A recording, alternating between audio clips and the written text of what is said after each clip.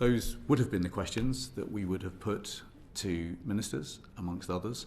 And I am very sure that no such stunts that took place yesterday will be required to get them to do so. Now, this is very, very interesting.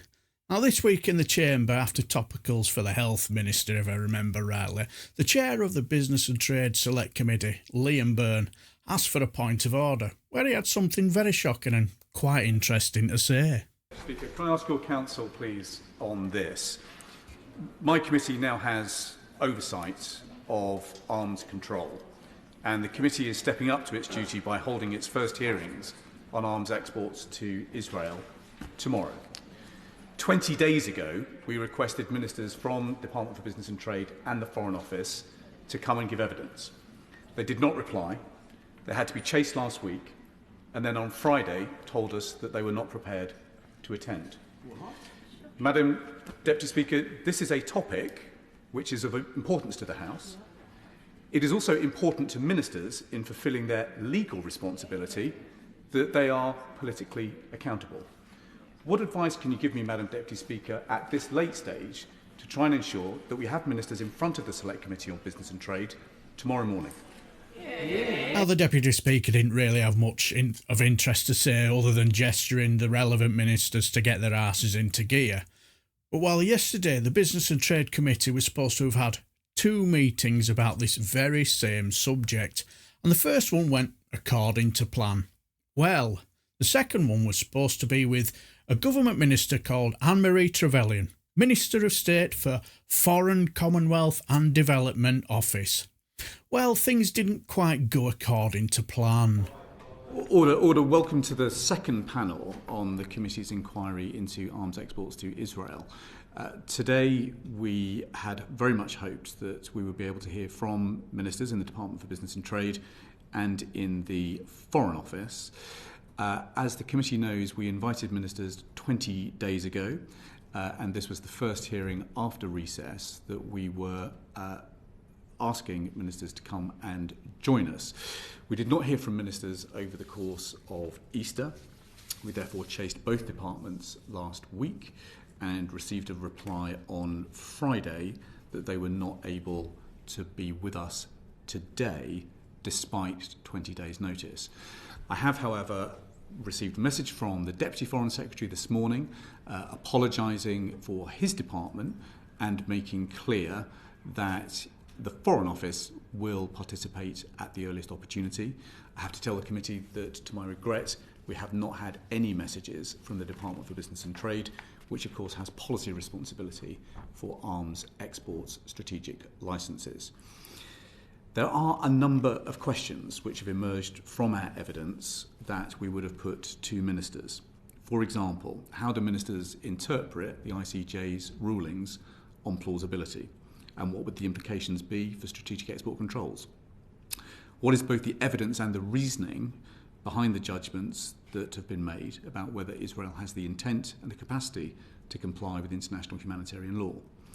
The last legal assessment, as we heard, appears to have been at some point in December after the court filings that were published from the 8th of December. But the Secretary of State decided to keep open licences on the 18th of December, but we don't know what subsequent assessments or judgments have been made. We don't know what assessments have been made since events of the 9th of April. We don't know why just 2 factors, intent and capacity, and not others, are considered when judgments are made about whether a clear risk is present. We don't know whether real-world outcomes could or should be considered.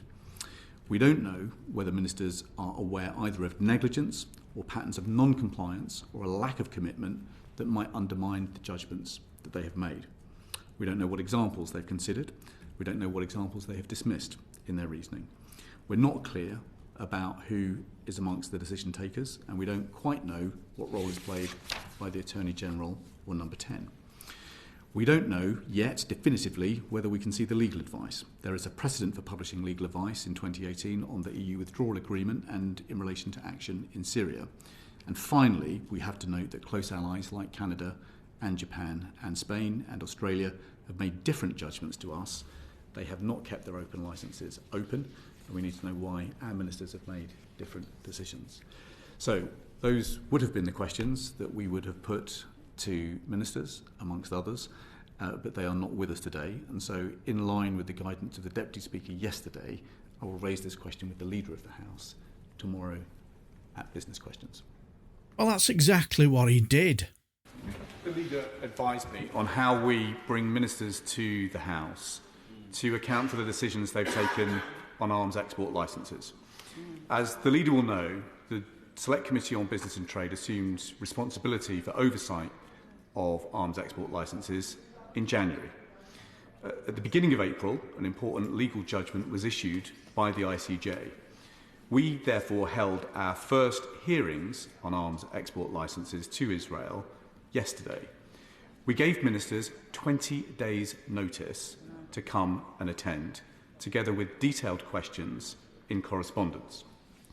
I am grateful to the Deputy Foreign Secretary for his apology to me yesterday for the Foreign Office not fielding a minister. I have had no such correspondence or contact from the Department for Business and Trade. Madam Deputy Speaker, this is not acceptable. Ministers are politically accountable to Parliament. Yes. This is a matter of extreme interest to the House, and it is part of ministers' legal responsibility that they are politically accountable.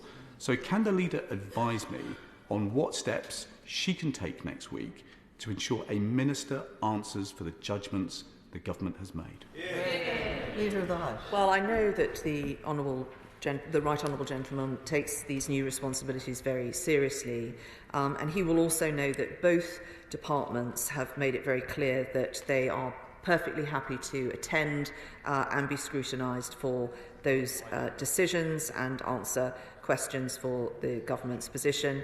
I know 20 days' notice sounds a long period of time. He will understand that those particular ministers may have travel obligations and therefore may not have been able to make that particular date. And I know that last Friday he knew that they would not be able to make that session that I think took place yesterday.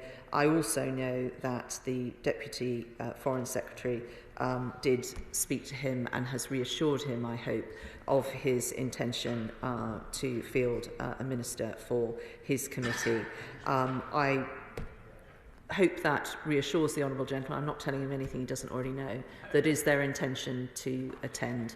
And I am very sure that no such stunts that took place yesterday will be required to get them to do so.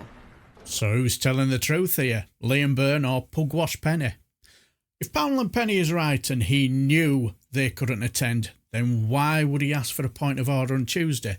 Why would he pull a stunt in a select committee meeting yesterday that would probably have been watched by myself, Reg from the allotment, say a little Reg for me if you see him, and patch the Jack Russell? And why ask a question to our cosplay Leader of the House that he already knew the answer to?